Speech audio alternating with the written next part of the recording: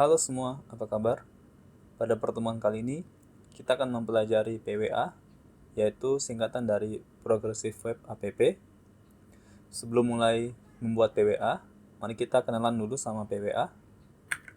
Di sini kalau teman-teman lihat, PWA adalah sebuah web aplikasi yang dibangun dan dikembangkan dengan modern API untuk memberikan pengalaman yang lebih baik, kehandalan, dan juga kemudahan install, sekaligus menjangkau siapapun, dimanapun, dan di semua device, dan semua itu dibuat dari satu basis kode. Source-nya dari WebDev. Jadi sederhananya adalah PWA adalah sebuah aplikasi yang dibangun dengan menggunakan teknologi web dan dapat diinstal serta berjalan di semua perangkat dari satu basis kode. Lalu kemudian, apa saja yang dibutuhkan untuk menjadikan web teman-teman menjadi PWA? Di sini yang pertama adalah sebuah koneksi yang aman, yaitu menggunakan HTTPS, kecuali pada saat mode pengembangan. Jadi ketika mode pengembangan tidak harus menggunakan HTTPS untuk memudahkan pengembangannya. Kemudian yang kedua adalah manifest, yaitu sebuah file yang berisi informasi dari aplikasi teman-teman, yang mana formatnya adalah JSON. Kemudian yang ketiga adalah service worker. Service worker ini adalah sebuah file yang membuat aplikasi teman-teman menjadi offline support, kemudian menangani push notification, dan yang lain-lain. Dan selanjutnya, keuntungan apa saja yang didapatkan ketika teman-teman membuat PWA? Yang pertama, aplikasi teman-teman bisa dapat diinstal di perangkat user. Yang kedua, linkability, yang artinya aplikasi teman-teman tidak perlu didistribusi lewat App Store, bisa langsung di-share lewat link. Kemudian yang ketiga, discoverability, yang artinya aplikasi teman-teman mudah ditemukan di perangkat user. Dan yang keempat, network independence, yang artinya aplikasi teman-teman dapat berjalan dengan baik tanpa koneksi internet ataupun koneksi internet sedang buruk, dan lain-lain. Dan selanjutnya, kalau dibandingkan teman-teman harus membuat secara natif, yang pertama, teman-teman harus mempelajari specific language seperti Java, Swift. Sedangkan kalau teman-teman membuat PWA, teman-teman hanya perlu menggunakan web teknologi. Yang kedua adalah specific device, seperti Java untuk Android, Swift untuk iOS, sedangkan PWA di semua device.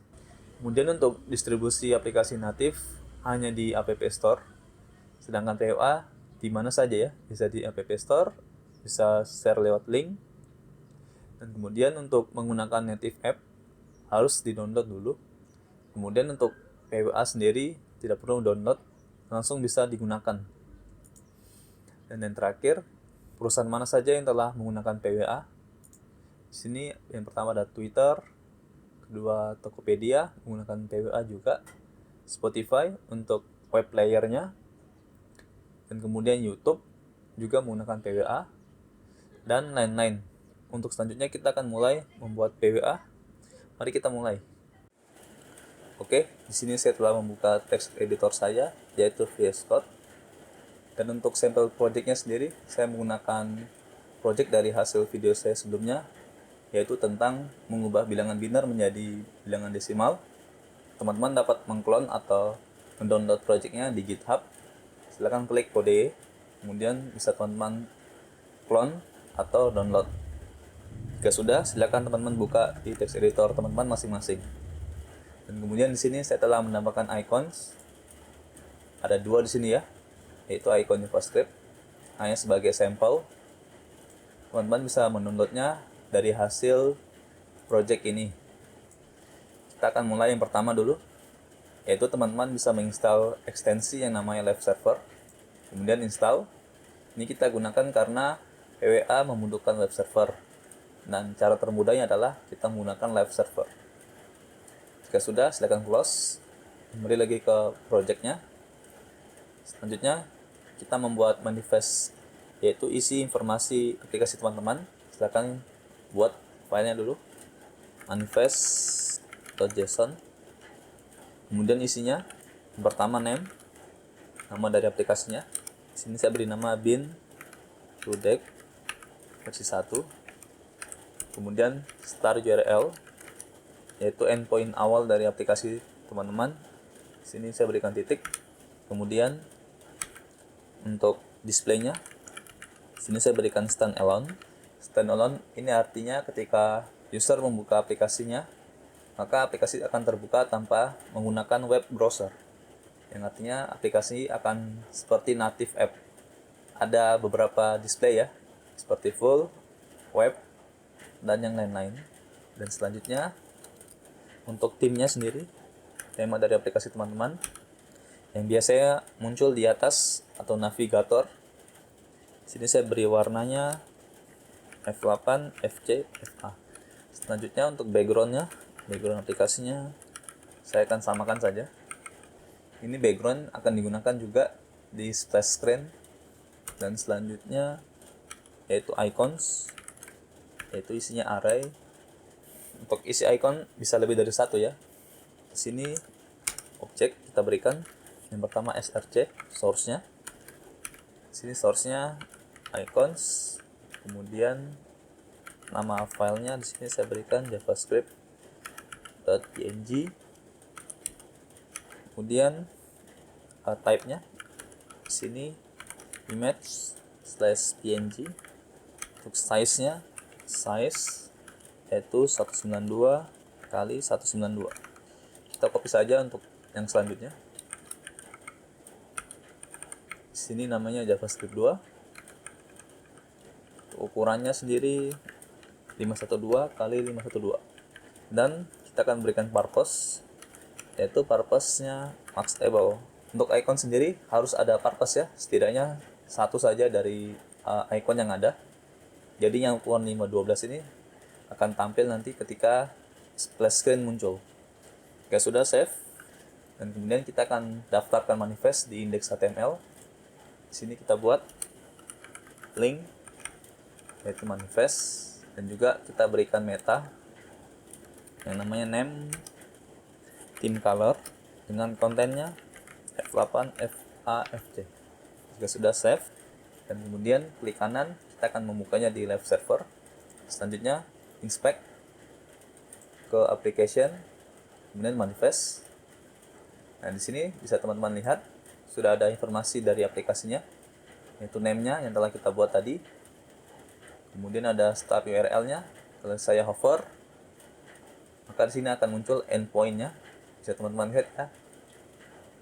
Di sini ada theme color-nya, background color, ada display, dan adalah icon yang telah kita daftarkan tadi. Nah, dengan kita membuat manifest ini, web teman-teman bisa dapat diinstal. Caranya adalah klik icon ini, hamburger icon, dan bisa teman-teman lihat di sini ada muncul install bin to deck, yaitu nama dari aplikasi teman-teman. Nah, tapi di sini kan sulit ya, user kan kesulitan menemukannya. Nah, untuk memudahkannya, kita akan menambahkan service worker ya. Dengan menambahkan service worker, akan muncul notifikasi install di perangkat Android. Kalau di desktop akan muncul icon installation di sini nanti. Nah, untuk itu kita balik lagi ke text editor kita. Kemudian buat file yang bernama sp.js di root project. sp.js merupakan singkatan dari service worker. Dan untuk saat ini, biarkan saja isinya kosong. Kembali lagi ke index.html. Kita akan register service worker. Ke bawah sini, kita buat sini script. Kita akan memeriksa apakah browser mendukung service worker. Kita periksa ketika page-nya full load. Untuk itu, kita akan berikan listener. Buat window .add event listener, yaitu load. Kita akan handle setelah full load. Kita berikan function di sini. Di sini kita akan cek if service worker in navigator API, yang artinya browser mendukung service worker, maka kita akan register navigator.serviceworker.register, yaitu file service worker kita, yaitu sp.js. Perlu teman-teman ketahui bahwasanya service worker ini berjalan terpisah dengan main application teman-teman. Jangan dulu save ya, kita balik lagi ke service worker. Nah, di service worker sendiri terdapat life cycle, yaitu yang pertama register yang telah kita buat tadi, register di sini. Dan kemudian ketika telah berhasil diregister, maka akan ada event yang berjalan secara otomatis, yaitu install. Setelah install, kemudian activate. Nah, untuk itu kita akan menghandle event install. Kita buat self. Self ini isinya sama saja dengan window. Kita di sini tidak menggunakan window karena service worker tidak mendukung objek window. Kita buat add event listener, yaitu install. Kita akan menghandle install. Jadi ketika install berjalan, event install berjalan, kita buat sini console installed. Kemudian juga kita akan copy ini. Sini life cycle yang terakhir, yaitu activate. Sini kita buat service worker ready. Kita save. Kemudian di index HTML-nya kita save juga. Dan apabila teman-teman lihat di browser, inspect, kemudian ke application, ke service worker. Nah, di sini bisa teman-teman lihat service worker kita telah berhasil diregister dan berhasil berjalan. Dan apabila teman-teman lihat di konsol di sini, service worker kita berhasil diinstal dan service worker ready, yang artinya sudah aktif. Nah, untuk itu kita akan cache file-file yang dibutuhkan untuk mendukung offline support. Kita akan buat di installed. Balik lagi ke text editor, ke sp.js. Oh iya, untuk lifecycle-nya sendiri, yaitu mulai dari register, kemudian install, yang terakhir activate, itu hanya berjalan sekali saja ketika user pertama kali mengaksesnya. Dan di sini kita akan cache. Kita buat dulu sini const nama cache-nya, cache name. Sini saya beri nama bin, sini saya beri nama v1, kemudian saya beri const recache, yaitu file-file mana yang akan di cache. Sini kita berikan array. Yang pertama adalah index HTML-nya. Saya sini beri slash, maksudnya index. Kemudian file.css script, jangan lupa beri slash. Dan di sini kita akan menggunakan method wait until. Di sini kita berikan parameter dulu wait until. Saya akan menggunakan EEFA. Saya akan execute langsung functionnya async. Kalau teman-teman bingung, teman-teman bisa memisahkan fungsinya, kemudian execute di dalam method wait until. Nah, di sini saya buat const cache, yaitu await cache dari storage cache. Kemudian di sini kita menggunakan method open, kemudian berikan nama cache-nya. Nah, method open ini akan memeriksa di cache storage apakah sudah ada key yang bernama bin to deck di cache storage. Kalau belum ada, dibuat. Kalau ada, ambil datanya. Dan di sini ketika belum ada, maka kita buat cache.addAll. Kita akan tambahkan semua file-file kita yang untuk di cache, yaitu pre-cache. Sini saya save dulu. Kita balik lagi ke text editor. Nah, untuk mempermudah development, silakan teman-teman klik ini update on reload untuk mengupdate service worker. Refresh. Oke, sudah berhasil diupdate. Dan apabila teman-teman lihat di cache storage, maka di sini bisa teman-teman lihat ini adalah file-file yang telah berhasil di cache. Tapi webnya sendiri belum mendukung offline support karena ketika offline cache-nya akan hilang. Nah, untuk itu kita akan menghandle event fetch. Kita kembali lagi ke text editor. Activate-nya kita tidak butuh, kita hapus saja. Kita buat sini self. add event listener, yaitu fetch, karena ketika kita refresh maka event fetch dijalankan. Di sini kita berikan e. Di sini kita akan menggunakan method respond with. Kita akan berikan responnya with. Sorry, ini kurang. Oke. Nah, sini lagi saya akan menggunakan IEFE. Saya buat sini asing. Yang pertama, kita akan mengecek di cache storage apakah sudah ada file-file yang kita butuhkan di cache. Kalau sudah ada, kita akan gunakan file yang ada di cache storage. Di sini saya buat const cache, yaitu await cache dot open, yaitu cache name-nya, cache name.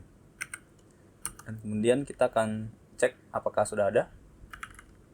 Const res cache, yaitu await cache dot match, yaitu kita ambil dari e.request. Dan kemudian kalau ada di cache, kita cek if res cache, kalau ada kita return res cache. Tapi kalau tidak ada, kita akan request ke network. Kita buat sini try catch. Kita buat const res, yaitu response, await fetch, kita fetching dari e.request. Dan kemudian kita tambahkan hasil respon dari network. Kita buat sini cache yang di sini ya, cache dot put. Kita akan menggunakan method put, yaitu e.request, res dot clone. Dan kemudian kita return res-nya. Dan apabila gagal kita fetch dari network, di sini kita buat saya console log error. Di sini teman-teman bisa menghandle ya, untuk kalau gagal request ke network. Save, kemudian balik lagi ke browser, refresh dulu ya. Oke, sudah berhasil di update. Kita matikan dulu ini. Kemudian apabila teman-teman klik offline dan refresh, maka sekarang web kita telah mendukung offline support. Karena di sini text editor kita, di sini pada saat ya user fetch atau refresh, maka di sini akan mengecek di cache storage apakah ada data di cache storage. Kalau ada, pakai yang ada di cache storage. Kemudian kalau tidak ada, di sini kita fetch ke network untuk mengambil datanya yang kita perlukan supaya bisa offline support. Kita balik lagi ke browser, dan di sini apabila teman-teman lihat sudah muncul icon installation. Apabila saya klik, kemudian saya install, di sini bisa teman-teman lihat sudah muncul aplikasi kita di desktop, dan bisa teman-teman lihat di sini muncul secara standalone, tidak membutuhkan browser. Saya close, kemudian saya buka lagi. Nah, bisa teman-teman lihat ya. Kita coba apakah berhasil. Nah, masih tetap bisa berjalan. Saya berikan yang benar, saya convert, berhasil. Oke, dan dengan gitu kita telah berhasil menambahkan fitur PWA. Sebelum saya tutup, kita kembali lagi di sini. Kemudian teman-teman bisa ke Lakehouse. Nah, di sini teman-teman bisa memeriksa hasil dari PWA teman-teman, bisa dianalisis. Silakan klik ini Progressive Web App, kemudian Analyze.